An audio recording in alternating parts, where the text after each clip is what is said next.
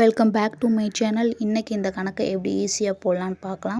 A/B 3/4 மற்றும் B/C 8/9 எனில் ACயை காண்க அப்படின்னு கொடுத்துருக்காங்க.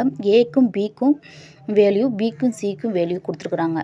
இப்போ ABC 3 தான் கொடுத்துருக்குறாங்க, அதை எழுதிக்கோங்க. ஏக்கு நேரம் என்ன கொடுத்துருக்காங்க, 3 கொடுத்துருக்குறாங்க, அப்போ 3 எழுதிக்கோங்க. நெக்ஸ்ட் வந்து பிக்கு நேரம் 4 கொடுத்துருக்குறாங்க. அதே மாதிரி இங்கே பிக்கு நேரம் 8 கொடுத்துருக்குறாங்க, சிக்கு வந்து 9 கொடுத்துருக்குறாங்க, எழுதிக்கோங்க. நெக்ஸ்ட்டு வந்து இந்த இடத்துல கேப் கிடக்கா, அதில் முன்ன உள்ள நம்பரை அப்படியே எழுதிக்கோங்க 4.